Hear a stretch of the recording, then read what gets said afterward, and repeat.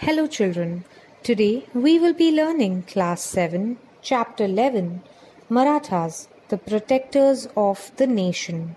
Let's begin. After Bajirao won, Shahu Maharaj appointed his son Balaji Bajirao alias Nana Sahib the Peshwa. Following the invasion of Nadir Shah, there was instability in Delhi. In these circumstances, Nana Sahib tried to stabilize the Maratha rule in the north. Ahmad Shah Abdali posed a challenge to the Marathas at Panipat. We shall learn about these developments in this chapter. Situation in the north. The region to the northwest of Ayodhya province at the foothills of the Himalayas was called Rohilkhand in the 18th century. The Pathans who had migrated from Afghanistan had settled in this region. They were known as Rohilas. The Rohilas had wrought havoc in the Doab region of the Ganga and Yamuna rivers. The Nawab of Ayodhya invited the Marathas to subdue the Rohilas. The Marathas chastised the Rohilas. Conflict with the Afghans. Ahmad Shah Abdali, the ruler of Afghanistan, was attracted by the riches of India. He marched on the Punjab in 1751 CE. There was anarchy in the Mughal territory. The Mughals were facing the threat of Abdali invasion. In these circumstances, the Mughals found it necessary for their own protection to seek the help of the Marathas. The emperor was sure of the Maratha strength and integrity. There was no other power strong enough to protect Delhi. Therefore, the emperor entered into a treaty with the Marathas in April 1752.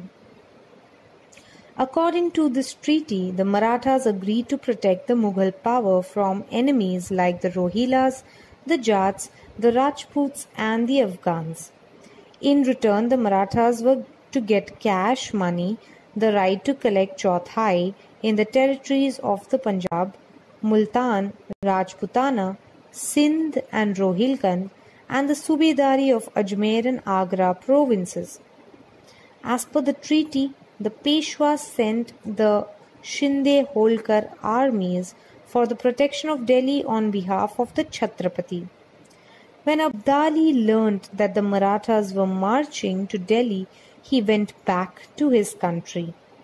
Because the threat of Abdali was thus thwarted due to the Marathas, the emperor gave them chauthai rights to the Mughal subhas. These subhas included Kabul, Kandahar and Peshawar. Though the subhas were previously a part of the Mughal Empire, now they were a part of Abdali's Afghanistan. As per the treaty, it was a duty of the Marathas to win the subhas back from the Abdali and annex them to the Mughal Empire. Abdali, however, wanted to bring under Afghan control the region up to Punjab. So, a conflict between the Marathas and Abdali was imminent and inevitable.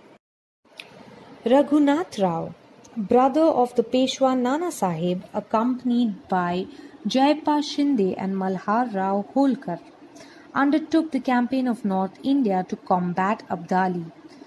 The local rulers in the north saw the Marathas from the south as their competitors.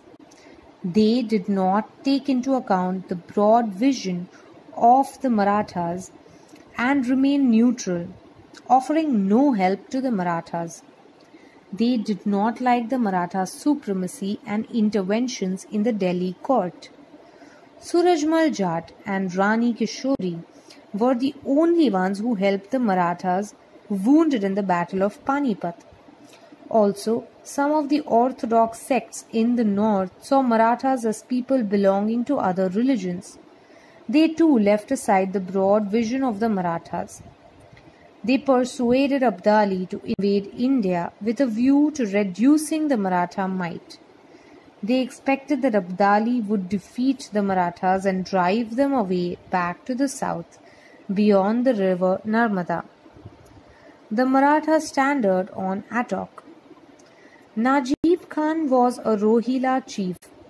He found it hard to tolerate the Maratha supremacy in the north. At the behest of Najib Khan, Abdali invaded India again. This was the 5th time he invaded India. He captured Delhi. He returned to Afghanistan with a huge booty. Raghunath Rao and Malhar Rao Holkar marched to the north again. They captured Delhi. Then, driving out Abdali's officers, they captured the Punjab. The Marathas pursued Abdali's soldiers right up to Attock in 1758 CE. The Maratha standard was raised at Attock. Attock is in present-day Pakistan. From Attock, the Marathas pushed the campaign up to Peshawar. However, they did not make proper arrangements to look after the newly conquered territory. The Taji's valor. To get a firm hold over the Punjab and to crush Najib Khan, the Peshwa sent the Taji Shinde and Jankoji Shinde to the north. The Taji went to the north. Keeping the Taji engaged in negotiations, Najib Khan established contacts with Abdali. He requested Abdali to come to his help. On receiving the message from Najib Khan, Abdali invaded India again. Dattaji and Abdali confronted each other at Buradi Ghat on the banks of the Yamuna. A fierce fight ensued. Dattaji showed tremendous valor. He met with a heroic death in this. Sadashiv Rao Bhau. Nana Sahib sent his cousin Sadashiv Rao Bhau and eldest son Vishwas Rao to the north to crush Abdali. Sadashiv Rao Bhau was Chimaji Appa's son. He had with him a huge army and a powerful artillery. Ibrahim Khan Gardi was the chief of the artillery. He had defeated the Nizam in the Battle of Udgir in 1760 CE on the strength of his artillery. Here's a map of expansion of the Maratha power. Take a good look at it. The Battle of Panipat. In his campaign of the north, Sadashiv Rao Bhau captured Delhi. The armies of the Marathas and Abdali confronted each other at Panipat. On 14 January 1761, the Marathas opened the battle by attacking Abdali's army. This was the third battle of Panipat. Vishwas Rao fell a victim to an enemy bullet in the battle. When Sadashiv Rao Bhau learned this, he fiercely attacked the enemy in a frenzy. He disappeared in the battle fray. Seeing that their leader had disappeared, the Maratha soldiers lost courage. At that very moment, the reserve contingents of Abdali launched an attack on the Marathas with a fresh vigor. The Marathas were defeated. A whole generation of young men in Maharashtra were killed. Many brave soldier Sardars fell on the battlefield. The Marathas believed that an outsider like Abdali had no moral right to rule here. The Marathas fought at Panipat with the broad perspective that India is for Indians. Sadashiv Rao Bhau had explained the broad, all-inclusive viewpoint of the Marathas in his correspondence with the rulers in the north, saying that they were all native to the land and Abdali was an enemy from a foreign country. But the rulers in the north did not respond favorably to him and took a neutral attitude. Naturally, the Marathas had to shoulder the responsibility of protecting India. We can say that the Marathas were the first in our history to realize that India was one country and it was necessary for all to lend support to the king irrespective of his religion. Peshwa Madhav Rao.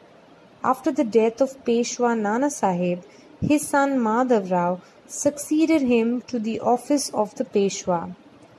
Madhav Rao kept the Nizam and Hyder Ali at bay. He established supremacy of the Marathas in the north again. After the defeat of the Marathas at Panipat, the Nizam once again resumed his anti-Maratha activities. He invaded the Maratha territory. Madhav Rao defeated the Nizam at Raksha Bhuvan near Paitan. Hyder Ali was the Sultan of Mysore. Taking advantage of the Maratha defeat at Panipat, Hyder Ali attacked their army in Karnataka. The Marathas defeated Hyder in a battle at Moti Talav near Srirangapattan.